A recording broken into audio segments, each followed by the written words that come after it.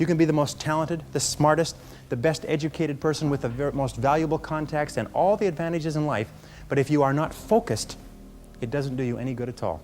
I wrote in an article for the Wall Street Journal that if you do not have clear, specific goals for your life, you are doomed forever to work for people who do. And that seems to be the case. And yet only 5% of people have goals. So the key starting point with regard to clarity is to know where it is you're going and what it is you want to be and what it is you want to have and what it is you want to do. Because in America, in the most blessed society in all of human history, you can have anything in the world that you want if you can decide what it is that you want. I think that the ability to focus and concentration are the two keys to success in life. That the ability to focus clearly and know exactly what it is you want to accomplish and the ability to concentrate single-mindedly on accomplishing that one thing without diversion or distraction are the keys to success. It's the number one key to effectiveness, is to be able to sit down and look at your work and use the 80-20 rule. Say to yourself, which is the 20% of the number of things that I have to do that account for 80% of the value of my work? And always work on the top 20%. You see, in life, there's never enough time to do everything, but there's always enough time to do the important things. Instead of doing what is fun and easy, which is what most people do, you know what they do? They make a list of everything they have to do, and then they start at the bottom of the list and they work on the irrelevant things. At the end of the day, they haven't got anything done. Successful people, peak performers, concentrate on the top items. And remember, anything other than working on the top items on your list is a waste of your time. And time management is not just time management is life management. You can do anything you want with your life if you'll manage your time properly. We all have the same 24 hours a day, and the ability to concentrate, to discipline yourself, to use willpower and perseverance to concentrate on one thing at a time is a quality of all success. Nothing great has ever been accomplished without the ability to concentrate single-mindedly on one thing at a time.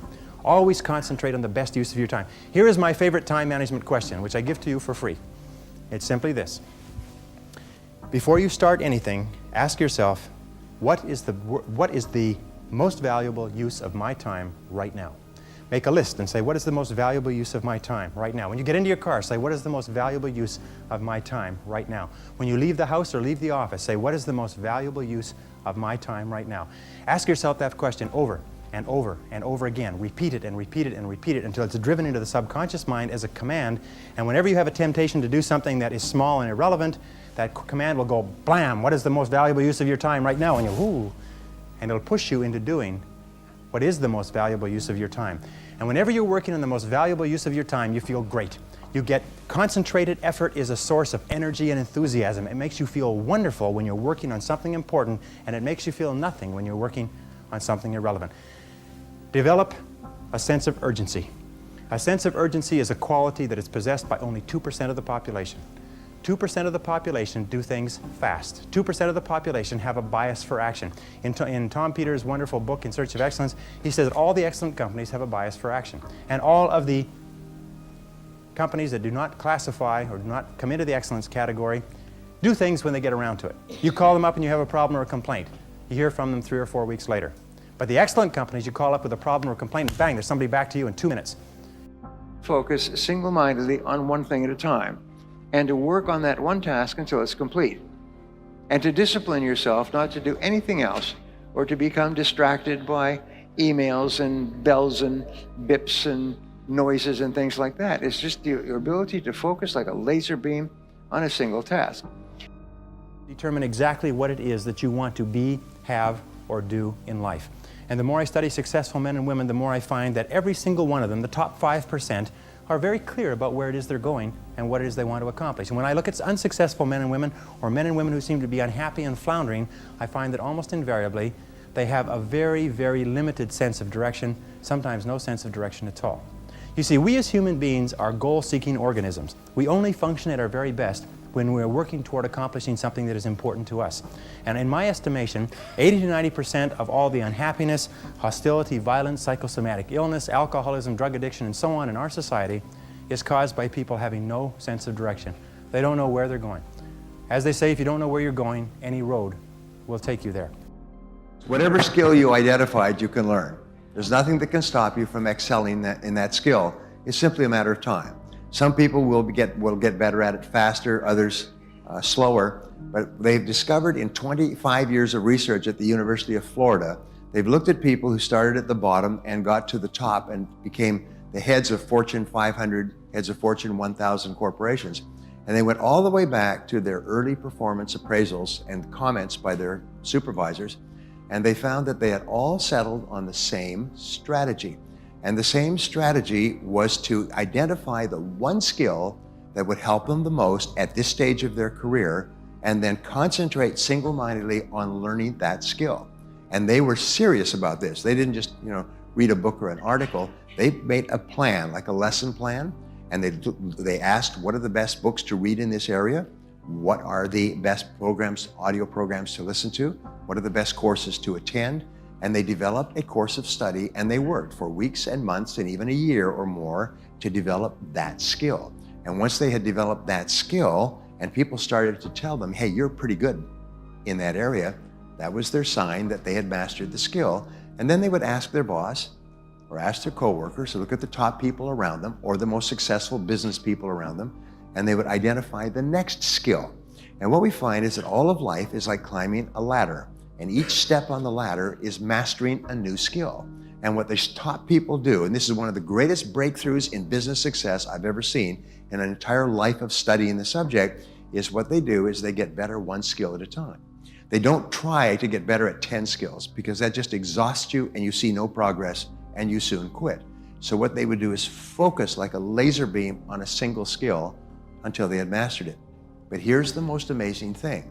When you are focusing on the development or acquisition of a particular skill, your whole mind is in improvement mode.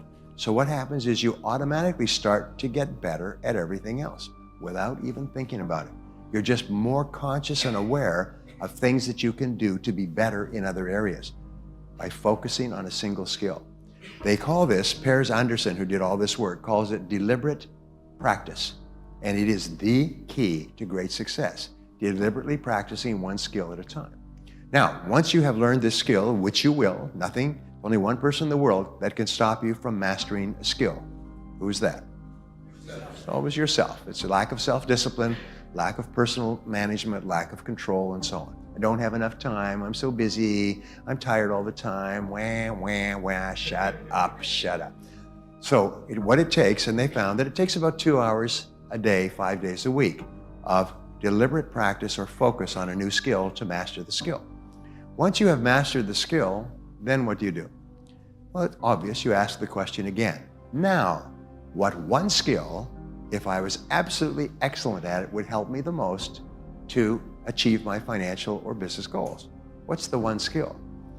I was at a private meeting with the head of one of the biggest companies in the world, and that's terrible because the name escapes me for a second, but I had read a book that he had written 10 years before, and it was based on over 30 years of experience, and he'd run 2 Fortune 500 companies.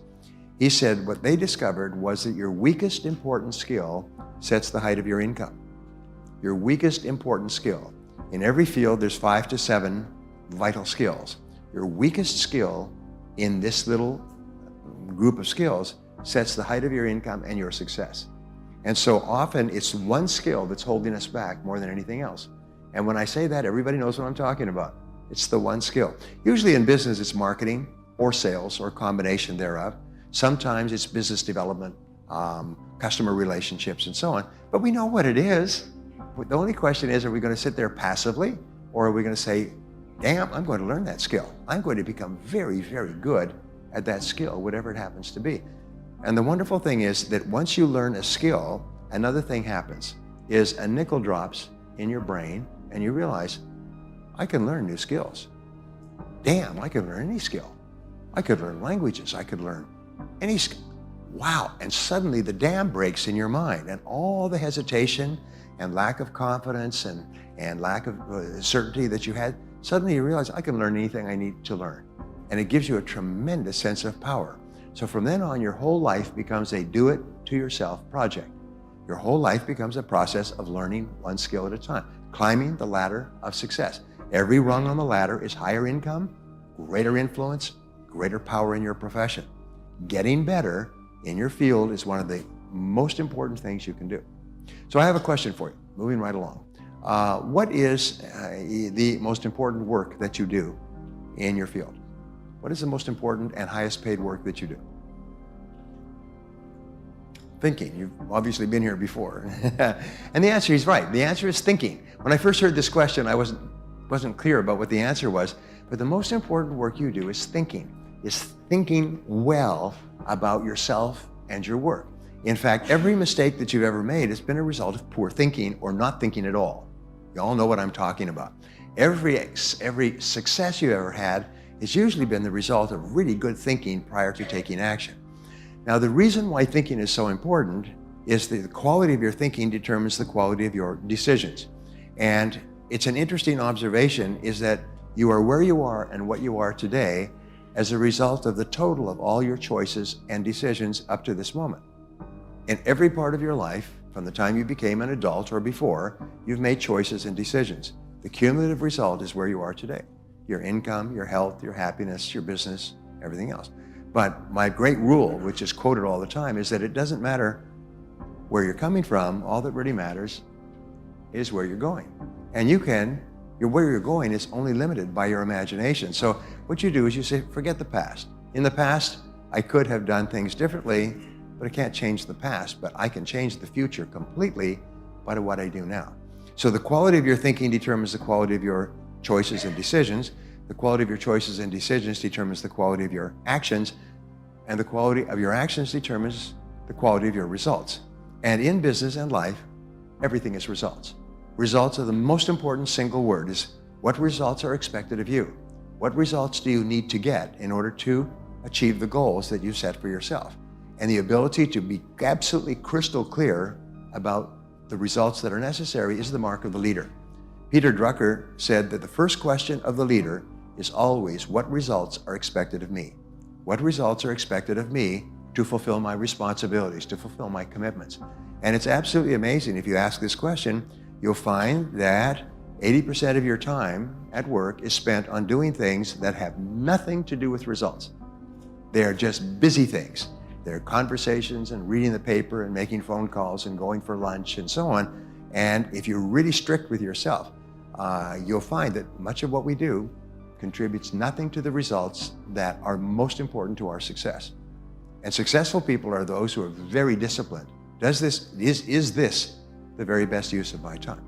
Now, the reason that thinking is so important, aside from the results, is because of the word consequences.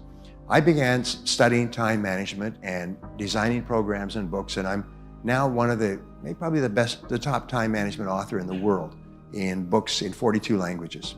And what I found when I was studying time management is this concept of consequences, which was one of those life-changing concepts. What it said was that something is important to the degree to which it has big potential consequences. Something is unimportant to the degree to which it has low or no consequences. And what is the difference between top people and average people? Top people do more and more things that have big potential consequences. Not guaranteed consequences, but potential consequences. Average people spend most of their time doing things that have low or no consequences at all. In other words, if they did them all day long, it wouldn't make any difference. But top people realize there's 2 or 3 things they can do: learning a critical skill, making a critical decision, taking an important action. There's certain things they can do that have enormous potential consequences. You can learn anything you need to learn to achieve any goal you can set for yourself. And I teach that, and I've taught that for more than 30 years. You can learn anything you need to learn to achieve any goal you can set. If you want to become healthy or wealthy or raise happy children or build a successful business, you can learn how, which means there are no limits. And that was the big turning point in my life. The most important thing is to think about what the other person needs, what the other person wants and needs. It's interesting, when you study the mindset of successful business people, they are focused on the customer and how can they help the customer improve their life with their product or service. They believe in the goodness of their product or service, whether they're selling vitamins or cell phones or home furnishings. They believe that these are good products and that if you have them, your life will be better. and they used the products themselves, and they would sell them to their mother or their father. And so they're always thinking, how can I help you to improve your life in some way? Now, because everyone is skeptical, and because the average person in France or the US receives 3,000 to 5,000 commercial messages, advertisements of some kind each day, everywhere. People are skeptical, so you have to break through that skepticism. And the way you do that is you think, what is it that my potential customer really needs and wants to improve their life? What are the problems that they have that my product can solve? What are the needs that they have that my product can satisfy? What are the goals that they have that my product can help them to achieve? And then you say to them, if you have this problem or need, my product or service is something you should look at, and let me explain to you why it can help you. Most people, the bottom 80%, are lazy, and it's something that it's not polite to talk about. But most people are lazy, and they're looking for an easy way. They're looking for a shortcut to be successful, and there aren't any. But if you do something repeatedly over and over, you develop a habit. So most people are in the habit of looking for easy ways to get the things they want. And they're surrounded by people who think the same way. You know, as much as 95% of your thinking is determined by the people that you associate with on a regular basis. If you associate with people who don't work hard, don't learn, socialize after work, then you become like them. You think like them, you talk like them, you dress like them, you marry them, and so you're married to someone who also has no ambition. And you raise children, and your children have no ambition. Just go to work and complain about your work. But top people associate with other top people. There is what you've heard about the law of attraction.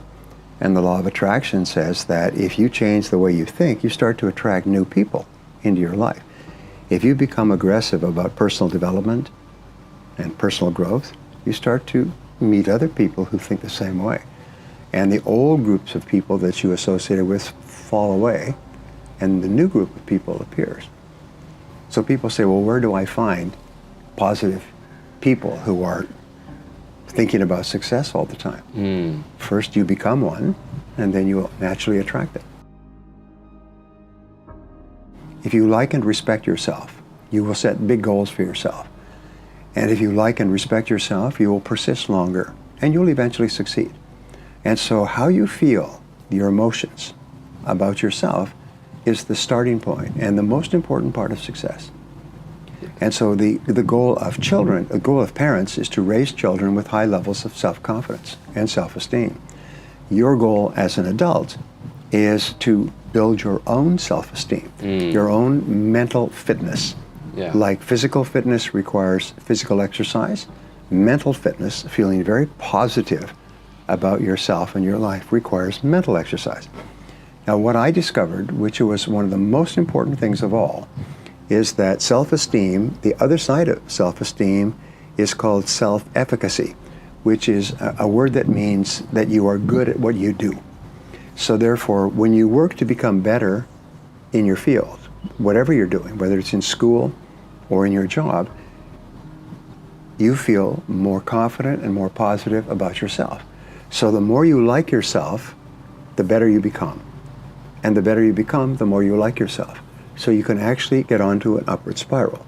Which brings us to your subject of success for young people. The key to success is very simple. I've written 2 books on this. Is you must become very good at doing something that is important and valuable to an employer. You must become very good at it. There are no successful people who are average. And it takes a long time to become very good at something.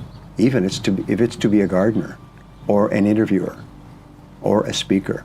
It takes a long time to become good at it, but you must be determined from the beginning to work extra hours to become very good at the work that you do.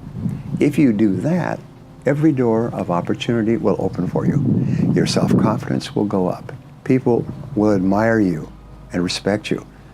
Your employers will open doors for you. It's the most amazing thing. And yet only 10% of the population knows this. 80% of the population works for a while, according to research. They work to become okay at their work, and then they level off. And years go by and they never improve. They do their job just enough not to lose their job. Unless, of course, there's a downturn in the economy. And they are the first ones that are let go from their company. So the top 10%, however, are constantly improving. Lifelong improvement, learning new things and becoming better. If you do that, you own the future. And if you don't do that, you are always a victim of rapid change.